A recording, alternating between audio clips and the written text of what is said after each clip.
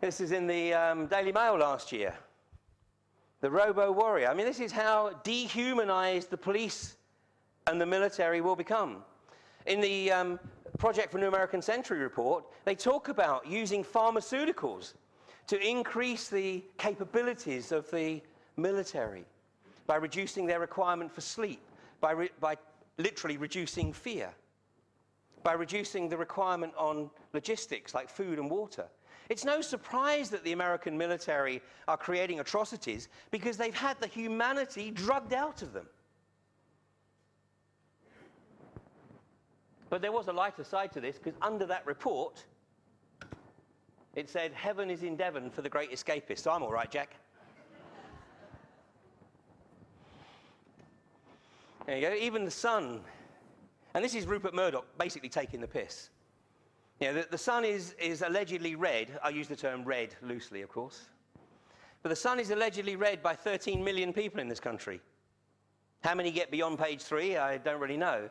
But basically, this is what Murdoch had to say on the Sun. Never have so few decided to so much for so many.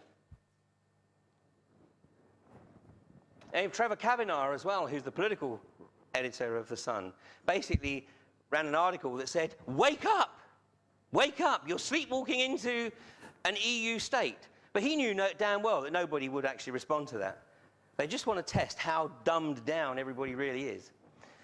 Gordon Brown is never going to win an election. I made that observation 2 years ago. It's recorded on one of my DVDs. I still stand by that. Have you seen how haggard this guy looks? Because this guy has come to realize how little power the Prime Minister really has. You know, this morning we had a look at the Zapruder film. Bill Hicks, the American comedian, used to tell a story, and he said, I have this vision. Every time a new American president is elected, he's taken, after he's sworn in on the White House lawn, he's taken down into a room in the basement of the White House, and he's shown the film, the real film, of what occurred at Dealey Plaza that day. And then they let it sink in, and they say, "Now, Mr. President, any questions?" Well, I think Gordon's begun to realize that, he's just a mere puppet. And of course, the Tony Blair ego was so enormous that Tony Blair could never bring himself to acknowledge that he was just a puppet, so he would always present it as, "It's my decision," whatever his paymasters used to tell him to do.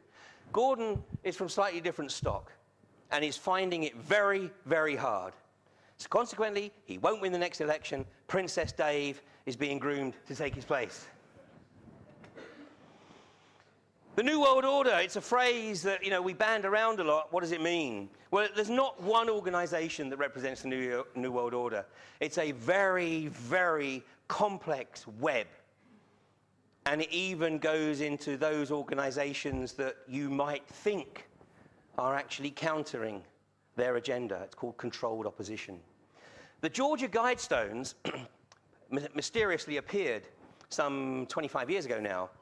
They're credited to somebody called R.C. Christian, whoever that might be, R.C. Christian, Rosicrucian, whatever. But on these Guidestones, it actually states the agenda of the New World Order. And the key one is maintain humanity under 500 million people in perpetual balance with nature.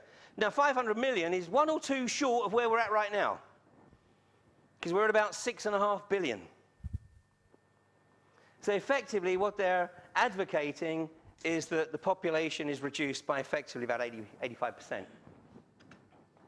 It says, guide reproduction wisely, improving fitness and diversity. I mean, this is straight out of the Hitler agenda. It's straight out of eugenics. But the Nazi Party was fundamentally financed from the US and from the pharmaceutical industry. This guy, Dr. Eric Pianka, what a specimen.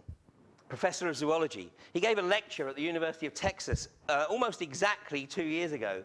And during the course of that lecture, he advocated that the population on the planet be reduced to 1 billion people, so generous. Guidestone says 500 million. He says, well, I think we can double that. But what's his methodology? He says we need to release the airborne Ebola virus. I mean, give me a break. Give me a break. And this guy got a standing ovation. There are a lot of sick mothers out there. I don't mean sick mothers. Okay. So I lived in the US for rather too long.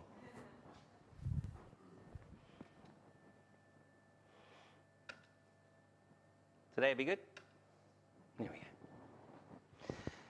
The media is controlled ostensibly by about half a dozen people. What people believe, what they think is controlled by the media. You know, the TVs in my house don't work. Well, that's what the kids think anyway. And the only reason I buy the newspapers is to find out what bullshit is being fed to the masses today. But the reality is those people who don't read newspapers and they don't watch television know a damn sight more than those who do. Because when you read it, you're taking it in. I mean, it actually takes a lot of discipline to dismiss it and say, that's just received wisdom. That's not what I think. That's received wisdom.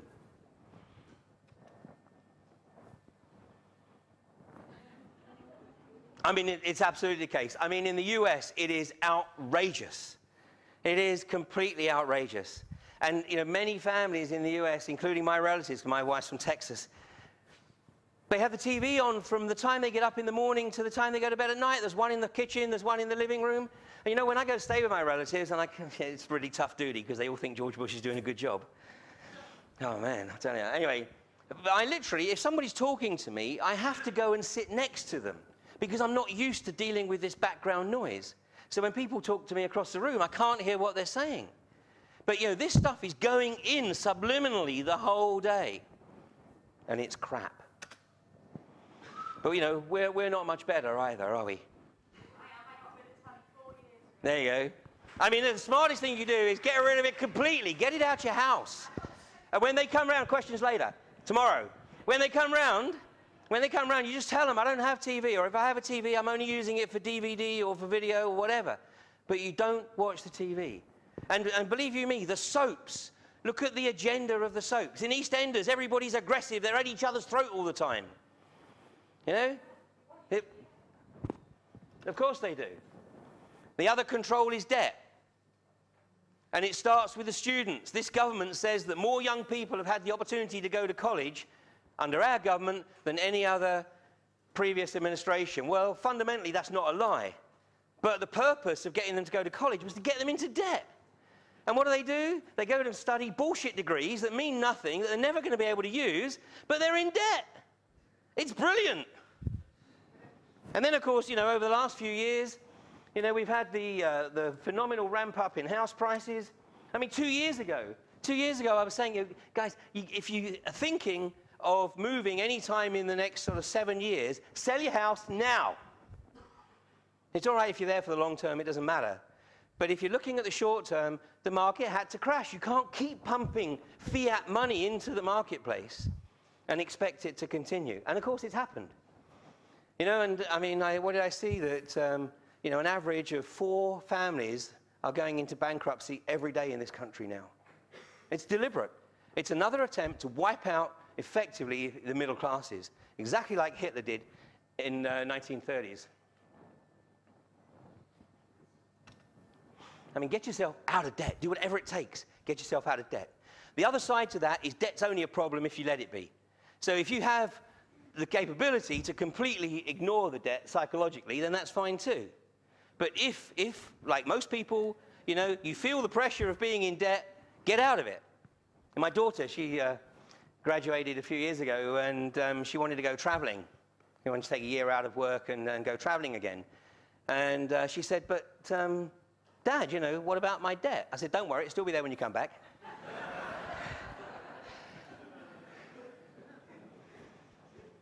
I mean, if you've got credit cards, cut them up. Sorry.